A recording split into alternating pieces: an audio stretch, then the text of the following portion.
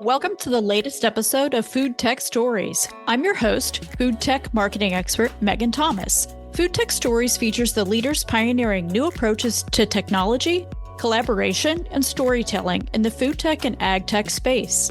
Food and agricultural changing and fresh ideas and leadership are needed to sustainably feed the growing global population. Join us every other week as we talk to a founder, operator, or visionary in food and agriculture.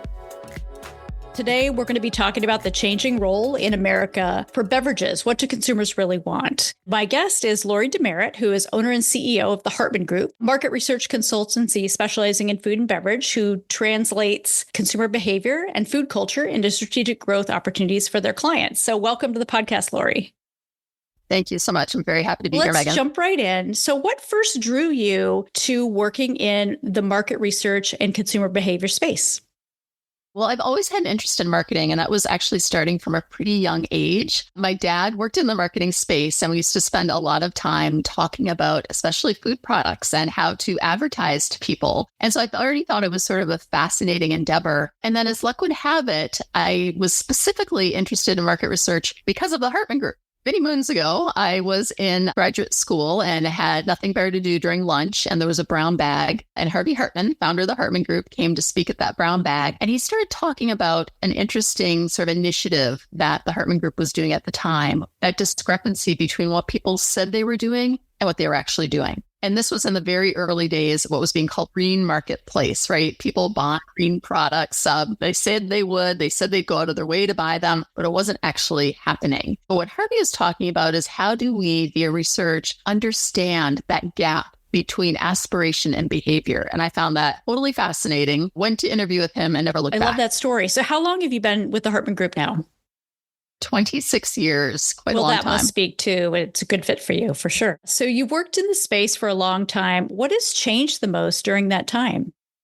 Yeah, I think what's changed are a lot of the tools that we use in the early days. When I first joined the company, when we were doing survey research, for example, that was still being done by calling someone's home. This was a time when most people did pick up the phone, and then you'd hope to hold on to them for 10 or 15 minutes to ask them a number of survey questions. Now with our large scale quantitative surveys, people are doing it almost in its entirety on their mobile phone. So we moved from phone to on their computer to mobile phone. In terms of our qualitative research, initially what we would do is spend literally hours with consumers, following them around stores, going to their homes with them, understanding what they were doing. And now we can do a lot of that using online resources. Consumers feel so comfortable just taking a selfie video while they're cooking. A lot of the tools that we've used have really changed over the past 2 decades. And what, if anything, has stayed the same? Yeah, I think what stayed the same is how we sort of interpret that consumer research via different vehicles. What we're always trying to do is understand how consumer attitudes, aspirations, and beliefs are impacted by culture, in particular food culture. So how does that play a role in what they believe about food? Who are those systems of influencers, as we call them, that impact consumer sentiment and aspirations? All food culture provides the context for the insights on consumers. And that really remains unchanged, is that look at both consumers at an individual level, but then culture writ large and how those two things are interconnected. And how do you define food culture? Food culture are all of those systems, beliefs, and people that are engaged in the food space that are impacting sentiment. So it can be everything from very macro, high-level things like the economy or technology, trends and demographics in our society, as well as just the things that consumers interact with day to day. So what they might see on a food blogger's website, what they might hear from a neighbor, what they might see on a package label. So it's all of those forces that are impacting how consumers ultimately make decisions around food. It is a fascinating topic for sure. So the Hartman Group is known for studying health and wellness, and I know you've done that for many, many years within the food and beverage space. Can you tease out a single food culture trend from the last 5 years that you think has had the greatest impact on food culture or has changed consumer behavior or perception in some meaningful way? Specifically, kind of as we think about health at a high level, what's really changed is this idea that not all things work for everyone. If you go back a couple of decades, it was like the Surgeon General would say this, or your doctor would say this. that was going to be true for everyone. And what consumers have really done is get their heads wrapped around this idea that we're all sort of different. Then this idea of, personalization, as we call it. Something might work for your neighbor or your friend or your mother, but it may not work for you. This idea that we all have different needs, whether it's based on our genetic makeup or where we live or just our preferences, is impacting a lot of the food decisions that are being made today. For example, just as we look across the adult population, a full 55% of all consumers have tried a specific dietary approach or personalized eating technique in the past year. And for most consumers, they've tried 2 to 3. And that's up 7% even just a year ago. I believe that. Yeah, the Gen Z consumers, younger consumers, it goes up to 2/3 of all of them have tried a customized eating approach in the past year. This idea of personalization is why we now see all sorts of call-outs on food items. It's impacted the claims that manufacturers are putting on pack. Consumers are becoming more versed in reading ingredient lists, nutrition panels. It's been a mixed blessing, I think, for those of us on the manufacturing side, right? So it's opened up opportunities to communicate differently. It's also a fact that consumers are now putting more scrutiny on the foods that they're eating, and they're asking more questions about what's in a product as well. Right.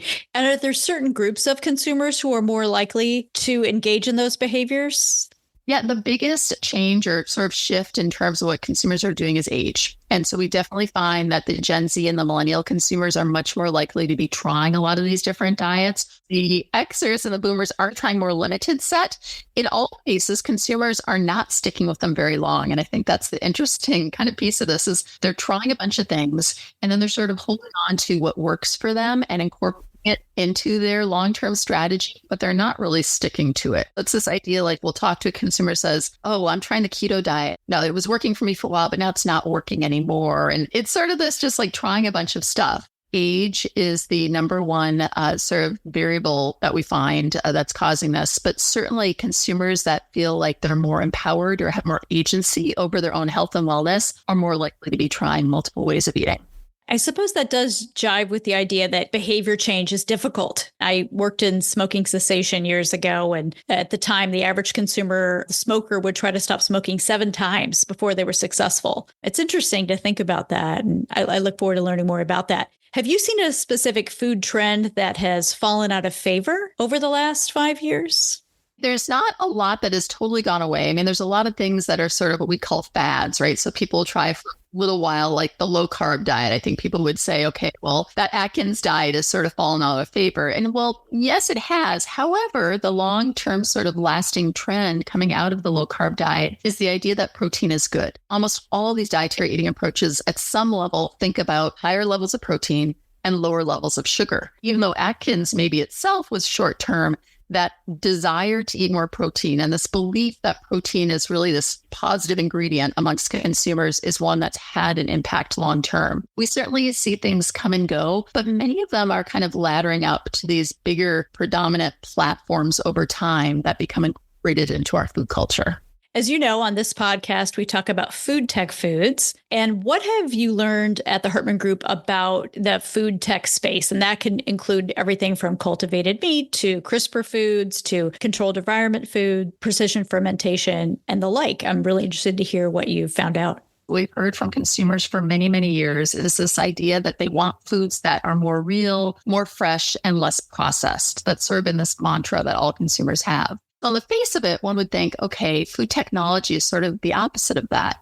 But that's not really how consumers are thinking about it. They're thinking about it as just another option on the spectrum. What's really, I think, in a very positive way, opened up the desire for food tech foods is this growing consumer sense that there's all these challenges in the world that our food systems are not solving. Urgency around sustainability, climate change, food security, wellness. And so they're looking for solutions that will help lessen or mitigate some of these really complicated issues. And so we see that in the data. We see, for example, 63% of consumers who are saying now that science and technology is our best hope to address climate change. 60% of consumers saying technological innovations can make foods more healthy. Food tech is a solve for them, that they hope it's a solve for some of these issues. It's also solve for them at the personal level, very much to the point where just making around personalization as a way to get foods that are almost custom made for their own dietary and health needs while still keeping price points at a level that's reasonable. One of the topics I hear discussed a lot in this space and talking with founders or others who work with them is around connection between the technology and foods and usage occasions that are familiar for the consumer. Have you looked at that intersection at all? And if so, I'd be interested to know what you've discovered. To change behavior is hard. When we see food innovation where it's asking consumers to do something totally differently than they normally do, it's probably not going to get incorporated into their daily routine or ritual. What are the occasions for use, right? Thinking about how are consumers using certain things today? Where are they? Where did they source it from? What are the needs that they have for it? How satisfied were they with it?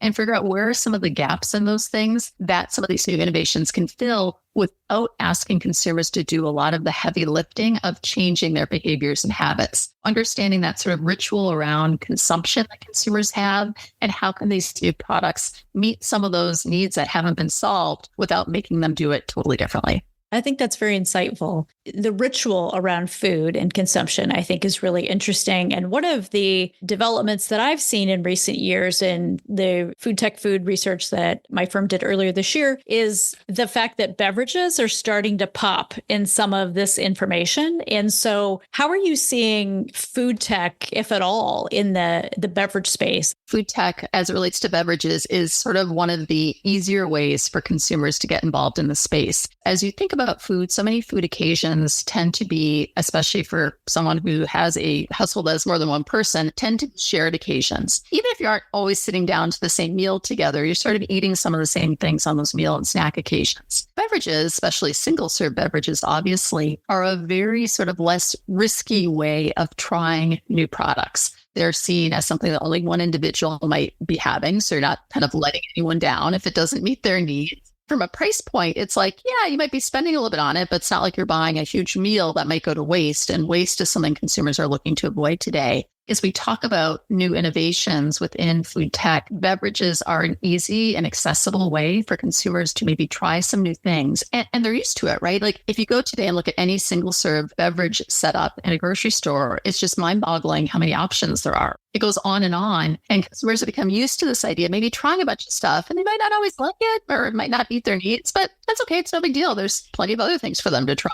So low barrier to entry. It's a low commitment. Yes, I'm not going to alienate anyone else in the family. We're not going to have something sitting around for days and days that no one eats or drinks. Very, very interesting. There's data out there, 9 in 10 Americans snack every day. Are you seeing beverages showing up in snacking occasions at a high rate? Absolutely. I mean, we find now as we look across the day, we have a very large database that measures eating occasions in now over time, the hundreds of thousands, but every year, several thousand consumers are surveyed to understand their eating and drinking occasions. We're finding today there's an almost equal split between the number of meal occasions and the number of snack occasions. When you think about snack, it's no longer just that afternoon snack, right? There's what we call the pre-breakfast snack, a little bit of something. There's between breakfast and lunch. There's between lunch and dinner. There's right after dinner, also known as dessert. And then there's the late night snacking occasion. So there's really like 5 day parts compared to the 3 for meals. We've got to fill those. For many of us, we're snacking a lot. And that doesn't mean we're always going to be consuming a food. And so beverages are a great way for consumers to feel like they're getting some of the hydration they need. They're getting some of maybe the energy they need, the satiety they need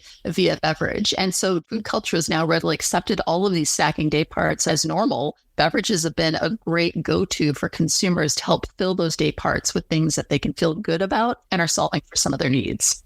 I'm interested in energy and satiety. I'll just pull a couple of those out there. Do you see those as specific drivers in terms of folks looking to pick up a new type of beverage to consume? Yeah, I think there's no doubt that those are probably the key high-level opportunity areas. We can talk about more niche or nuanced things like digestion, immunity, all still important. But I think energy has much more diversity within it today, meaning, there's short-term energy and there's a lot of solves out there. Caffeine, right, being a really obvious one. Increasingly, we're hearing consumers talk about sort of longer-term energy, sustained energy, get them through the next couple hours, for example, and not just energy to get them through the next 30 minutes. What are these sort of slow burning energy solutions that they have that they can use throughout the day? Certainly satiety. I mean, going back 100 years, there was breakfast, lunch, and dinner. And if you were hungry in between those, tough luck, you're just going to have to wait it out until you were going to have dinner, right? It was okay to be hungry. And I don't think culturally that's okay anymore. People feel like it's not right to be hungry, like it's somehow depriving your body, that it's not healthy. Right. What is this strange feeling I have? Yeah. For many of us, yes. Exactly. Right. If your stomach growls somewhere, it's embarrassing. It means you're not taking care of yourself. Obviously, satiety and energy and so many other topics are intertwined, but beverages can play a role there because, as you noted before, they're convenient to carry, easy to acquire, fun to consume. You can use them as a snack. You can use them as a meal. Portable. Mm-hmm. Exactly. They're an affordable luxury in our fraught economic times today, sometimes even. They're a great solution for consumers in a way that they don't feel like they're breaking the budget too.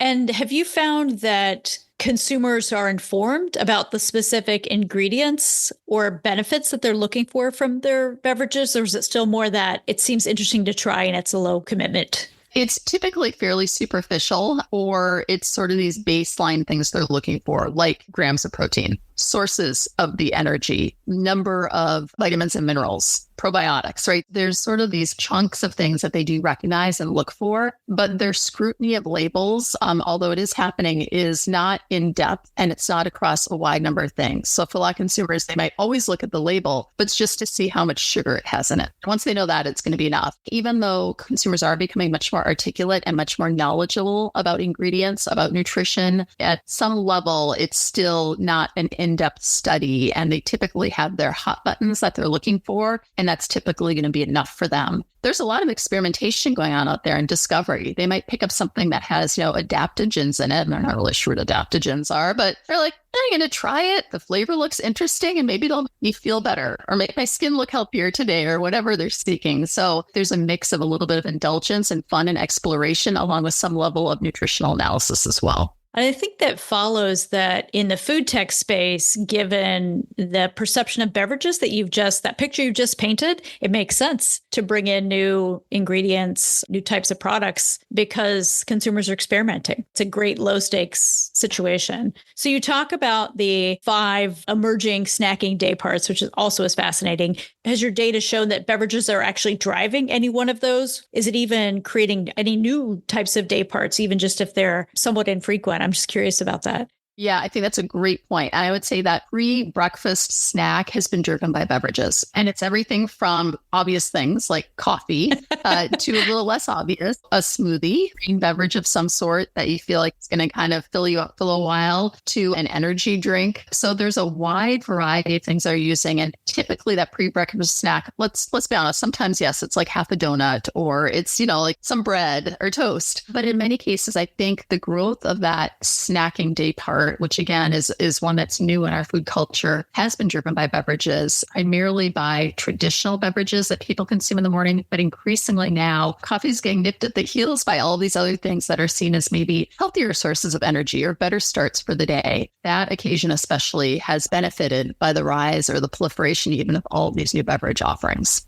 I could think back to, instant breakfast back in the day, right, was a product, and how we have new products now to fill those day parts, right? You talked about age as a critical factor in kind of different attitudes and behaviors. Are you seeing the same thing with beverages? Like, are younger consumers more involved in beverage occasions, or the same amount as older generations? Younger consumers are more involved in some benefits from functional beverages, whereas older consumers are seeking others. And it sort of breaks up the way you think it would, right? So like older consumers found, especially lately, things like immunity has been more important as they think about beverages. While gut health is important to everyone, we do see sort of that skews a little bit towards older consumers. For the younger consumers, they talk a lot about hydration, performance, energy. Across the gamut of ages, people are looking to functional beverages, but what they're seeking, we do see some discrimination between ages in terms of what those ultimate benefits are. Sports drinks, for example, tend to over-index for younger consumers, whereas drinks that might be more associated with digestion over-index for older consumers. So there is some, I think, difference there. That said, for many of those sort of health platforms, we think there's a wide-ranging appeal.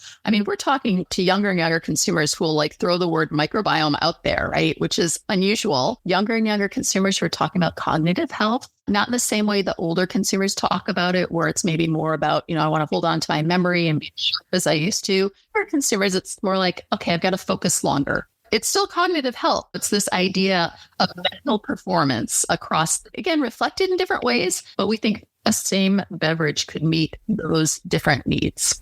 Looking to the future, what do you see ahead in the world of food and beverage culture? Well, if we think about starting maybe with functional beverages, I think what we're going to see is more and more blurring of sort of these traditional category boundaries. What that means is that consumers are going to be seeking needs that intersect taste with experience, with nutrition. So it's not going to be one thing, right? If we think back, like in the past, it's like most beverages were about healthfulness, indulgence. There's the very same beverage that's being asked to meet both health and indulgent needs. So I think we're going to see a lot of blurring of these category boundaries and see the alt milks next to the dairy-based, next to the energy drinks that are using caffeine, next to the ones that are using more herbal and botanical ingredients to do so. And in terms of sort of health and wellness more broadly, this idea of health not just being about the physicality of health, but about emotional wellness, mental, I may say something like spiritual wellness, right? Just kind of being at peace. That is going to be something, not a claim per se on a beverage, but this idea that it might be meeting these emotional and mental needs as well as the physicality of needs. We're also seeing innovation, especially in terms of appealing to all the senses. Beverages, certainly taste is always going to be important. People really are not willing to give up taste. We can never say that enough. I know. But in addition to that, the smell, right, of a beverage or a food, the texture, right? Like think boba tea, right? That kind of textural experience you have with the tapioca bubbles. Sound. Can you hear the fizzy sound or the other sounds? Texture, mouthfeel. Products can appeal to all the senses is one that increasingly consumers are seeking, especially as they look to, and again, this goes back to culture, right? As we try to think about the experience consumers have at food service, how can they have that same experience when they're shopping at their grocery store and bringing foods home? The lines between food service and retail blurring too, as consumers think about doing more of this in their home and not just having to go out. Experiential is very important. The blurring of boundaries, the health being much more encompassing and broad are likely to impact. And then, of course, circling back to the personalization of a lot of these consumer desires. What is in it for me? And even as we think about things like sustainability, which is certainly moving ahead, yes, it's important that things be good for, the planet and for others. But how does that sustainability connect back to the consumer? Does it make them feel less guilty if they're able to put their package in the compost instead of the trash? If it was grown in a positive way, is it healthier for them? And if it was made via food tech, what are the applications or implications for what that food tech has done? Is it something that they still feel like as a consumer, they're getting their sort of money's worth in terms of the experience, the taste, et cetera?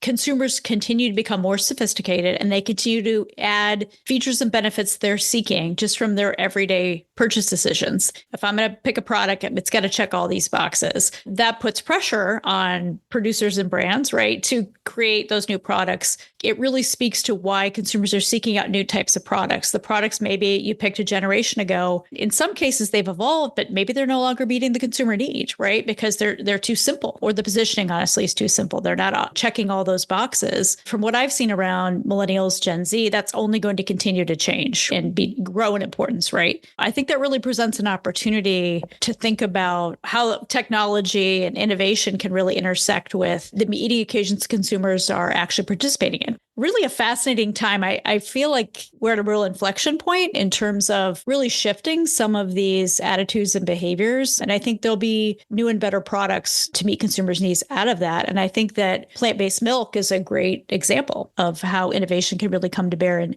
meet a much broader set of consumer needs. So any final thoughts, Laurie? I've loved to having you as a guest on the podcast. As we think about innovation, these unmet needs, those aren't always things that consumers can articulate, right? Like plant-based milk, it's like maybe there are some needs down there, but putting all those needs together to get us to this idea of plant-based milk, I think is one that takes some science as well as the art of understanding what are those needs and then how can we meet them, maybe in ways that consumers can't talk about today, but we know that they're going to appreciate once the product's out there. When we think about innovation, we want to absolutely think about those consumer needs as well as those things they can't necessarily speak to yet, or they're maybe speaking around. And I think that's a great example, which you offered up. And I am also very excited to see a lot of the new products that are going to be coming into the market in the next few years, because there's going to be some stuff I think we can't even imagine today, but we're going to find really awesome. Absolutely. And I think kind of the alternative categories for many years, it was like, this is an alternative to product type X, and you're buying it for a specific reason. It may cost more. It's not going to taste as good. It's maybe in a smaller quantity.